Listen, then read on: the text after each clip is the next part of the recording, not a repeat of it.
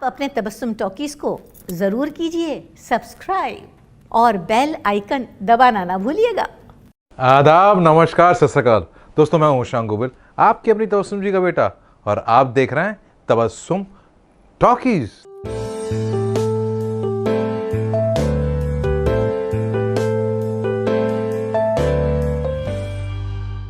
Okay, मत मिलो भैया से, मैं ही गलत थी। I made a mistake. जिंदगी में लड़के अक्सर ऐसे मिले जो fam fam thank you ma'am कहकर लड़कियों के दिलों को तोड़कर गोल हो जाते हैं। पहली बार ऐसा लगा कि तुम ऐसे नहीं हो, इसलिए तुमसे सच्चा प्यार हो गया। जब तुम बदल सको तो मैं भी बदल सकूं।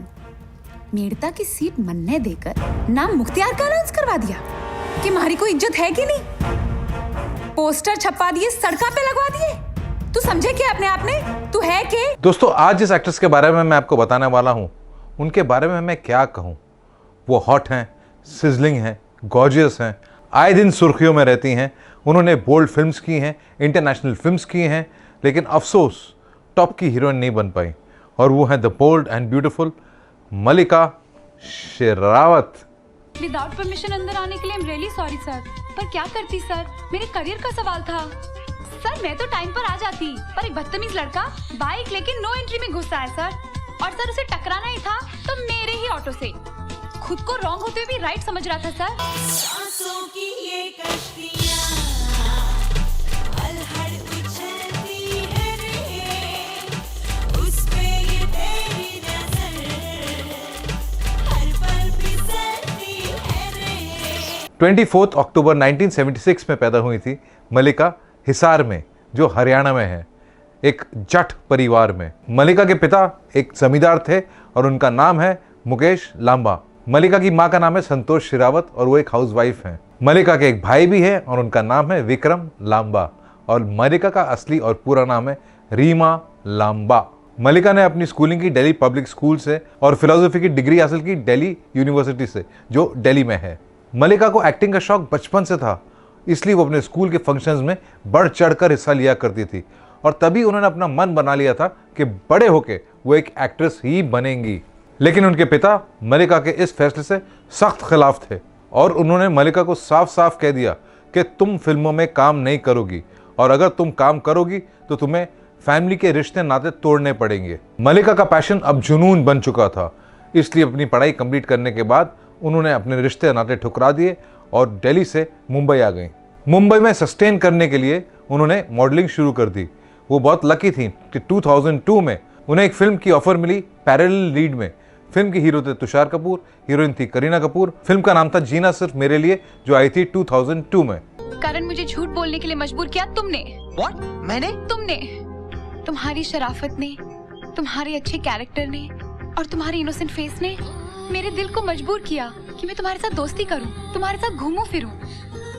अगर मैं तुम्हें उसी दिन सच्चाई बता देती तो तुम भाग जाते करण। ये फिल्म कुछ खास नहीं चली, लेकिन मलिका का बेबाकपन लोगों को बहुत पसंद आया। यहाँ एक बात बताना बहुत ज़रूरी है कि जब मलिका ने फिल्म इंडस्ट्री ज्वाइन की तो उन्होंने अपना नाम रीमा लांबा से चेंज करके मलिका शेरावत रख लिया। मलिका इसलिए क्योंकि वो फिल्म इंडस्ट्री पे राज करना चाहती थी, और शेरावत उनकी माँ का मेडन नेम था और वो अपनी माँ को बहुत चाहती हैं। इस फिल्म के बाद मलिका को 2003 में एक लीड रोल में फिल्म मिली। फिल्म का नाम था ख्वाहिश, जो आई थी 2003 में, और मलिका के ऑपोजिट थे हिमांशु मलिक। तुम मुश्किल ही नहीं नामुमकिन बात कर रहे हो। नहीं, मैं तुम्हारे साथ चलूंगा। और लास्ट तुम्हें मार डालेगा। क्या कहूंगी मैं उसे अपना बॉयफ्रेंड साथ लेकर आई हूँ। हम गांव में रहते हैं अमर, अमेरिका में नहीं। मैं किसी होटल में रह जाऊंगा, मैं कहीं भी रह जाऊंगा। दिमाग खराब हो गया है तुम्हारा। ख्वाहिश फिल्म में मलिका ने काफ़ी बोल्ड सीन्स किए थे, लेकिन फिर भी ये फिल्म फ्लॉप हो गई और मलिका मायूस हो गई। लेकिन उनकी खुशी का ठिकाना नहीं रहा जब 2004 में उन्हें महेश भट्ट की तरफ से एक बहुत बड़ी फिल्म की ऑफर आई। फिल्म का नाम था मर्डर, जो आई थी 2004 में, और मलिका के ऑपोजिट थे इमरान हाशमी। और ये फिल्म मलिका के करियर का टर्निंग पॉइंट थी। मेरे हिस्से की मौत भी वही ले गई। उसकी मौत की गिल्ट से बचने का एक ही रास्ता था मेरे पास कि मैं अपनी बच्ची खुशी सारी जिंदगी उस मासूम कबीर के नाम कर दूं। ये फिल्म सुपर हिट हो गई और इसके साथ साथ इस फिल्म का म्यूजिक सुपर डुपर हिट रहा। और इसके बाद मलिका ने कई और फिल्में साइन कर ली, जैसे बच के रहना रे बाबा, शादी से पहले डरना जरूरी है, मान गए मुगले आजम, आपका सुरूर, द रियल लव स्टोरी और प्यार के side effects. I love you and I'm ready to commit. मैं अपनी सारी जिंदगी तुम्हारे साथ बिताना चाहती हूँ सिड।